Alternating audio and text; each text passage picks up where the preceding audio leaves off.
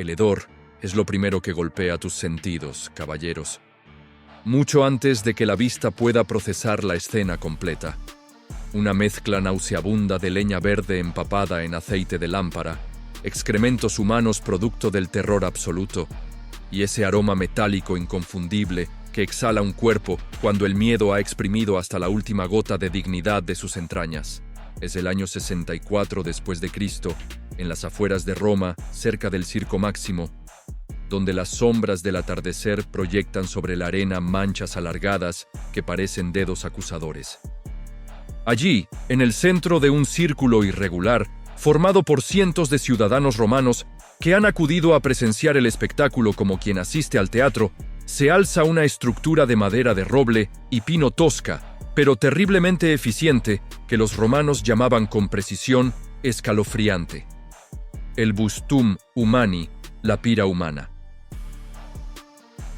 Atado a un poste central con cadenas de hierro que han comenzado ya a marcar surcos rojizos en su piel desnuda, un hombre de unos 40 años, calvo con los ojos desorbitados y la boca amordazada con trapos sucios, contempla el rostro pétreo del magistrado, que sostiene en su mano derecha la antorcha ceremonial. No es una hoguera común, señores míos. No es un simple castigo capital como la crucifixión o la decapitación. Esto es el Bustum, el ritual de purificación mediante el cual Roma no solo ejecutaba al traidor, sino que lo borraba del mundo de los vivos y lo condenaba a una inexistencia total, transformando su carne, sus huesos, su memoria misma en cenizas que el viento dispersaría para que ninguna tumba, ningún monumento, ningún recuerdo pudiera honrar jamás su nombre. El magistrado baja la antorcha con la solemnidad de quien oficia un sacramento perverso. La llama toca la base empapada en pez, y en cuestión de segundos, el fuego trepa por la estructura con un rugido hambriento, mientras el condenado comienza a convulsionarse con una violencia que hace temblar las cadenas, y sus gritos, aunque amortiguados por la mordaza, perforan el aire como si la tierra misma estuviera pariendo un demonio. Esto, caballeros, es la justicia romana en su expresión más descarnada y brutal,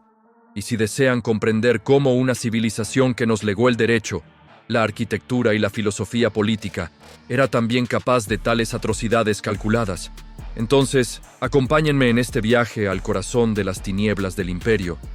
donde la traición no se castigaba simplemente con la muerte, sino con la aniquilación absoluta del ser. Y no olviden suscribirse a este canal, porque lo que viene a continuación les mostrará que la historia, señores, nunca es tan civilizada como nos gusta creer desde la comodidad de nuestros salones del siglo XXI. Permítanme explicarles con precisión quirúrgica cómo funcionaba este método de ejecución, porque el Bustum Humani no era un simple acto de barbarie impulsiva, sino una tecnología del terror meticulosamente diseñada y perfeccionada durante siglos por una burocracia estatal obsesionada con la eficiencia punitiva. Las cadenas utilizadas no eran las típicas cadenas de mazmorra. Eran grilletes especialmente forjados, con eslabones más gruesos y cortos, diseñados para inmovilizar pero no para estrangular, porque Roma quería que el condenado permaneciera consciente el mayor tiempo posible durante su transformación en cenizas, que experimentara cada fase del proceso con plena lucidez hasta que el cerebro mismo hirviera dentro del cráneo. La pira se construía en capas estratégicas. La base consistía en troncos verdes de sauce o álamo que ardían lentamente, produciendo un calor intenso pero sostenido, intercalados con gavillas de paja seca empapadas en aceite de oliva rancio o en trementinas sustancias que aceleraban la combustión inicial y generaban columnas de humo negro y espeso que asfixiaban parcialmente al condenado antes de que las llamas alcanzaran su carne. A media altura, se colocaban maderos de pino resinoso que crepitaban y estallaban, lanzando chispas como proyectiles incandescentes, y justo alrededor del poste central a la altura del pecho y el vientre de la víctima, se disponían ramas de enebro y romero que al arder desprendían un aroma casi agradable, una nota perversa de perfume que contrastaba obscenamente con el olor a carne quemada que vendría después. El proceso completo, desde el momento en que la antorcha tocaba la base, hasta que el cuerpo quedaba reducido a fragmentos carbonizados irreconocibles. Duraba entre 45 minutos y 2 horas, dependiendo de factores como la humedad de la madera, la fuerza del viento y, crucialmente, el peso y la constitución física del condenado. Un hombre obeso con mayor proporción de grasa subcutánea ardía más rápido y con llamas más altas porque la grasa actuaba como combustible adicional, mientras que un individuo delgado y musculoso resistía más tiempo sufriendo una agonía más prolongada que la multitud contemplaba con esa mezcla de horror y fascinación que caracteriza al espectador romano, siempre ávido de emociones extremas. La ciencia moderna nos permite entender hoy lo que aquellos romanos observaban con ojos curiosos pero ignorantes.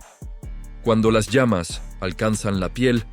los nervios superficiales se activan enviando señales de dolor insoportable al cerebro durante los primeros 30 a 60 segundos. Luego, a medida que el calor destruye las terminaciones nerviosas, paradójicamente el dolor disminuye en intensidad, aunque la destrucción tisular continúa avanzando. La piel se ampolla y se desprende en jirones como papel quemado. La grasa subcutánea se licúa y gotea alimentando el fuego desde abajo. Los músculos se contraen violentamente debido a la desnaturalización de las proteínas musculares, provocando que el cuerpo adopte la llamada postura pugilística, con brazos y piernas flexionados, como si el cadáver estuviera intentando defenderse póstumamente de las llamas. Los ojos literalmente explotan cuando el líquido vítreo hierve dentro de las órbitas. La lengua se hincha hasta ocupar toda la cavidad bucal y sobresalir entre los labios ennegrecidos. Y finalmente, cuando el fuego penetra la cavidad torácica, los pulmones se colapsan produciendo un último suspiro que suena como un gemido largo y gutural que los espectadores romanos interpretaban como el alma escapando del cuerpo hacia el inframundo. Ahora bien, caballeros, deténganse un momento y déjenme preguntarles algo que quiero que respondan en los comentarios. ¿Creen ustedes que un castigo de esta naturaleza, independientemente del crimen cometido, puede estar justificado bajo algún código moral humano o divino? ¿Merece el traidor, por muy grave que sea su traición, este grado de sufrimiento calculado? ¿O acaso no hay aquí una transgresión más profunda, un pecado mayor cometido por quienes ordenan y ejecutan semejante barbarie? Debería haber habido perdón, redención, o al menos una muerte rápida y misericordiosa. ¿O creen que la naturaleza de ciertos crímenes exige precisamente esta clase de respuesta implacable? Escríbanme sus reflexiones, porque estos dilemas morales, señores míos, no pertenecen solo al pasado romano, sino que resuenan con intensidad inquietante en nuestro presente, donde aún debatimos los límites éticos del castigo estatal y la venganza institucionalizada. Para comprender por qué Roma desarrolló el Bustum Humani como instrumento de justicia extrema,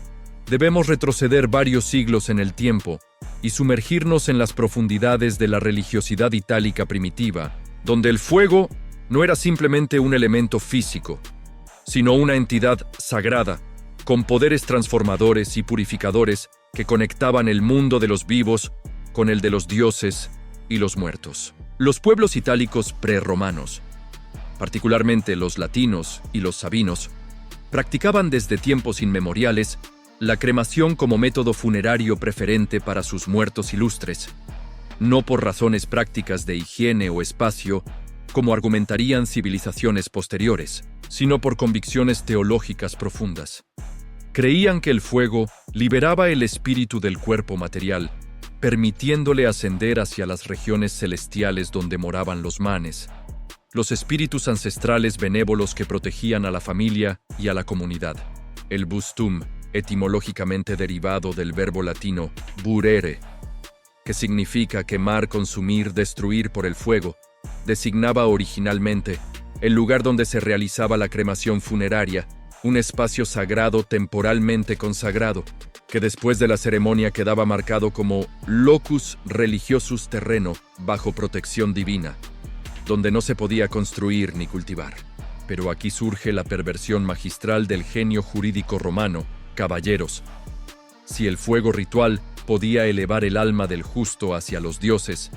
¿no podría también, mediante una inversión deliberada del procedimiento, aniquilar completamente el alma del injusto, impidiéndole alcanzar cualquier forma de existencia post-mortem? Esta pregunta, que parece salida de un tratado de teología negativa o de magia oscura, encontró su respuesta afirmativa en la legislación romana temprana, específicamente en las 12 tablas del año 450 a.C., ese monumento fundacional del derecho romano que codificaba por primera vez las costumbres ancestrales de la ciudad. La tabla 9, dedicada al derecho público y a los crímenes contra el Estado, establecía con claridad lacónica: qui ostem concitaverit qui vesivem osti tradiderit capite puniatur. Quien incite al enemigo o entregue un ciudadano al enemigo, sea castigado con la pena capital. Pero la ley no especificaba el método de ejecución, dejando esa decisión a la discreción del magistrado, y fue en ese espacio de ambigüedad legal donde se gestó la práctica del bustum humani como castigo específico para la traición. Los primeros casos documentados aparecen durante las guerras púnicas, ese conflicto existencial del siglo III a.C., que enfrentó a Roma contra Cartago por el dominio del Mediterráneo occidental, cuando la paranoia respecto a traidores y colaboracionistas alcanzó niveles histéricos que convertían cualquier sospecha de simpatía hacia el enemigo en sentencia de muerte. Tito Livio, en su monumental historia Ab Urbe Condita, relata el caso de Marco Postumio Pirgense, un ciudadano romano de rango ecuestre que en el año 212 a.C. fue acusado de vender información sobre movimientos de tropas romanas a los cartagineses a cambio de oro fenicio. Capturado por agentes del Senado, fue sometido a un juicio sumario donde ni siquiera se le permitió hablar en su defensa. Y esa misma tarde fue conducido a un campo abierto en las afueras de Capua, donde se levantó apresuradamente una pira de leña de olivo madera, considerada particularmente apropiada porque el olivo era el árbol sagrado de Minerva, diosa de la sabiduría y patrona de Roma, y quemar al traidor con la madera de su árbol constituía un acto de justicia poética que satisfacía el sentido romano de la simetría cósmica. Postumio, según Livio, murió gritando su inocencia hasta que el humo le llenó los pulmones, y su voz se quebró en un gorjeo húmedo y agónico. Pero el Senado no investigó más el caso, porque en tiempos de guerra existencial, la certeza jurídica era un lujo que Roma no podía permitirse.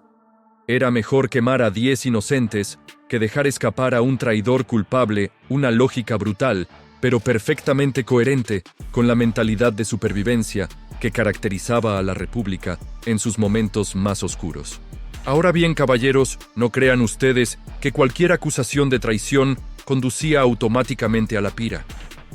Roma, a pesar de su reputación de crueldad, era una sociedad obsesivamente legalista que requería procedimientos formales, incluso para las ejecuciones más atroces.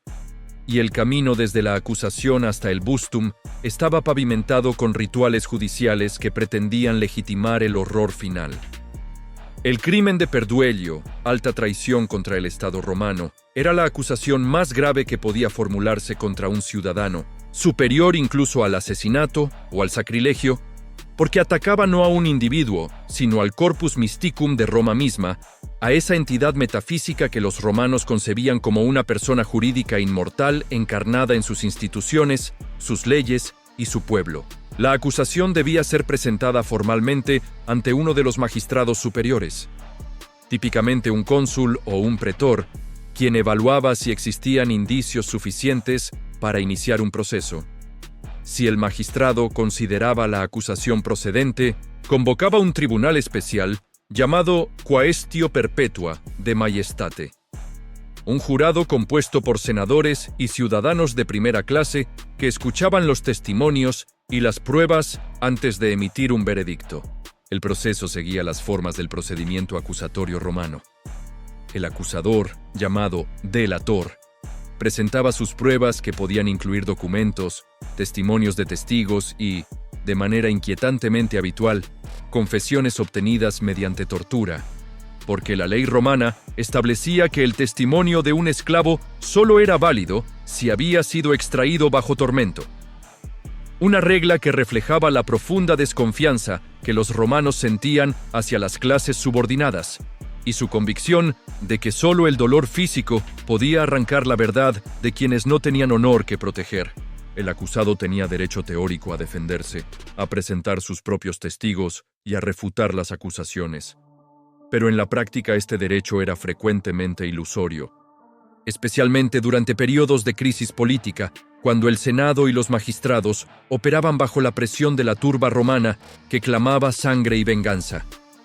Un abogado que defendiera con demasiado vigor a un acusado de traición arriesgaba su propia reputación y potencialmente su vida,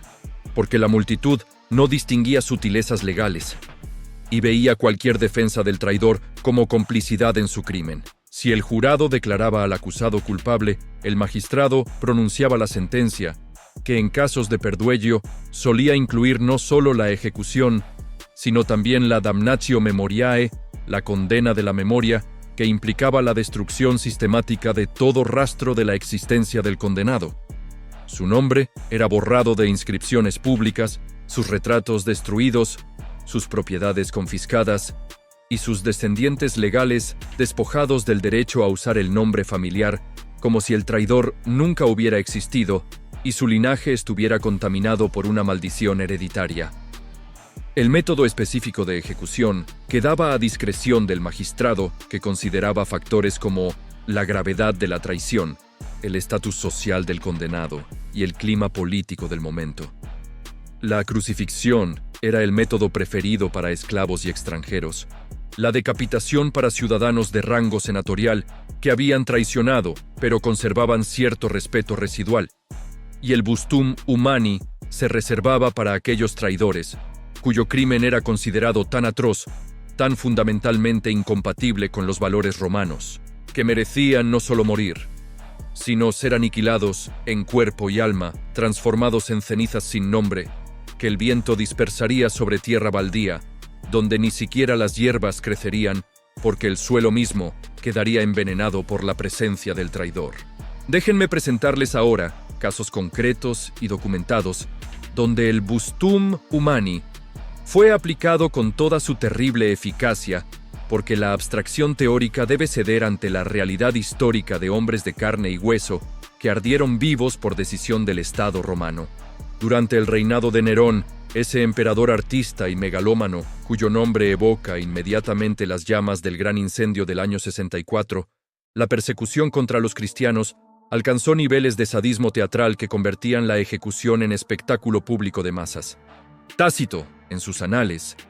describe cómo Nerón ordenó que los cristianos acusados de incendiar Roma fueran ejecutados mediante métodos variados y creativos, incluyendo el revestimiento de sus cuerpos con pieles de animales para ser destrozados por perros hambrientos, la crucifixión masiva a lo largo de la Vía Apia y, significativamente para nuestro tema,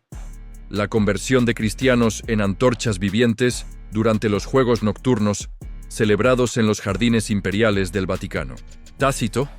que no sentía simpatía alguna por los cristianos a quienes consideraba supersticiosos y antisociales, escribe con algo parecido a la repugnancia: peribant multis et variis cruciatibus lacerati per ludibria canibus, aut crucibus adfixi, aut flamandi ut nocturni luminis vice defeserint, perecieron entre muchos y variados tormentos despedazados para diversión de los perros, o clavados a cruces, o envueltos en llamas para que sirvieran de iluminación nocturna cuando declinara la luz del día. Y aunque técnicamente estas ejecuciones no eran bustum en el sentido ritual tradicional, compartían la misma lógica de destrucción por fuego como espectáculo ejemplarizante, que aterrorizaba a la población y reafirmaba el poder absoluto del emperador sobre la vida y la muerte de sus súbditos. Un caso más específico y jurídicamente mejor documentado ocurrió en el año 31 después de Cristo, durante el reinado de Tiberio, cuando se descubrió una conspiración en el seno de la guardia pretoriana liderada por Sejano, el prefecto del pretorio y hombre de confianza del emperador, que aspiraba secretamente a usurpar el trono. Cuando las cartas interceptadas revelaron la extensión de la conjura, Tiberio ordenó arrestos masivos que culminaron en la ejecución de Sejano mediante estrangulamiento público en las gemonias, esas escaleras infames del Foro Romano. donde los cadáveres de los ejecutados eran expuestos a la burla popular antes de ser arrojados al Tíber. Pero Sejano no fue el único que pagó. Varios de sus co-conspiradores de menor rango, particularmente aquellos oficiales pretorianos que habían jurado apoyo explícito al golpe, fueron condenados al bustum como castigo ejemplar. Y Suetonio relata que sus ejecuciones se realizaron simultáneamente en 5 piras diferentes, distribuidas por toda Roma, para que ningún barrio de la ciudad quedara sin presenciar el destino de quienes traicionaban al emperador, una estrategia de terror psicológico que convertía el espacio urbano entero en teatro de la justicia imperial. Durante las guerras civiles que siguieron al asesinato de Julio César en el año 44 a.C., cuando las facciones de los triunviros se enfrentaban por el control de Roma, las listas de proscripción incluían no solo a enemigos políticos que serían ejecutados sumariamente, sino también a traidores percibidos que habían cambiado de bando durante el conflicto. Marco Antonio, en particular, utilizó el bustum como instrumento de venganza personal contra aquellos senadores que habían votado a favor de los asesinos de César, argumentando que no merecían morir como romanos mediante espada limpia, sino como traidores mediante fuego purificador. Y Plutarco menciona específicamente al menos 3 casos de senadores quemados vivos en piras improvisadas, durante el caos de aquel período sangriento, cuando Roma parecía devorar a sus propios hijos con apetito insaciable. Pero más allá de los casos individuales, caballeros, debemos preguntarnos qué función cumplía el bustum humani en la psicología colectiva romana, porque ningún Estado mantiene durante siglos un método de ejecución tan costoso en recursos y tan perturbador emocionalmente, sin que sirva a propósitos más profundos que la simple eliminación física del criminal, el terror estatal. Esa herramienta de control social que los teóricos políticos modernos han estudiado extensamente desde Maquiavelo hasta Foucault, opera mediante la internalización del miedo. El objetivo no es solo castigar al culpable, sino crear en toda la población un pánico difuso y permanente que inhiba cualquier pensamiento de rebelión o traición, que haga que cada ciudadano vigile sus propias palabras y acciones, conociendo que el ojo omnipresente del Estado puede caer sobre él en cualquier momento. El bustum funcionaba perfectamente para este propósito porque combinaba varios elementos psicológicos devastadores. Primero, la publicidad absoluta del castigo ejecutado siempre ante grandes multitudes que eran convocadas específicamente para presenciar el espectáculo. Segundo, la duración prolongada del sufrimiento que permitía a los espectadores contemplar cada fase de la agonía y reflexionar sobre su propio comportamiento. Tercero, la destrucción total del cuerpo que eliminaba cualquier posibilidad de funeral digno o de duelo ritualizado, negando a la familia del condenado el consuelo mínimo de honrar a su muerto. Y cuarto, la contaminación simbólica que se extendía desde el ejecutado hacia sus parientes y asociados, marcándolos como sospechosos permanentes bajo la mirada vigilante de la comunidad. Los romanos entendían intuitivamente lo que la psicología moderna confirmaría 2 milenios después. El castigo cruel y público no solo elimina al criminal, sino que transforma a los espectadores en cómplices del poder, porque al presenciar pasivamente la tortura del otro, al no intervenir para detener el horror, cada ciudadano se convierte en parte del mecanismo represor y queda psicológicamente vinculado al régimen que ejecuta ese castigo, una forma sutil pero devastadora de control social que convierte a toda la población en vigilante de sí misma. El historiador alemán Christian Meyer ha argumentado convincentemente que la crueldad de los castigos romanos no era signo de barbarie primitiva, sino todo lo contrario. Era tecnología social sofisticada diseñada conscientemente por una élite política que entendía que el poder no se mantiene solo mediante la fuerza militar, sino mediante la gestión cuidadosa del miedo y la esperanza en el corazón de los gobernados. Cada ejecución en la pira, cada cuerpo que ardía en el centro de la ciudad, mientras los ciudadanos observaban en silencio tenso, era un sermón silencioso sobre los límites de lo permisible. Una lección objetual sobre qué sucedía cuando alguien transgredía las fronteras sagradas de la lealtad romana, y esas lecciones se grababan en la memoria colectiva con más profundidad que cualquier ley escrita o discurso senatorial, porque activaban los registros emocionales más primitivos del cerebro humano. Esos circuitos ancestrales que asocian el fuego con el peligro máximo y el dolor extremo con la muerte inevitable. Pero aquí surge una paradoja inquietante que debemos confrontar honestamente. El mismo imperio que utilizaba el Bustum como instrumento de terror, también produjo el derecho romano, ese monumento de racionalidad jurídica, que sigue siendo la base de los sistemas legales occidentales contemporáneos. La misma civilización que quemaba vivos a sus traidores, también nos dio a Cicerón, reflexionando sobre la justicia natural, a Séneca, escribiendo tratados sobre la clemencia a Marco Aurelio, meditando sobre la virtud estoica. ¿Cómo reconciliamos esta contradicción fundamental entre el humanismo abstracto de la filosofía romana y la brutalidad concreta de sus prácticas punitivas? La respuesta, me temo, es que no podemos reconciliarlas, porque esa contradicción es constitutiva. De Roma misma es la tensión permanente entre el ideal civilizatorio y la realidad del poder descarnado. Y esa misma tensión, caballeros, la encontramos hoy en nuestras propias sociedades que proclaman derechos humanos universales,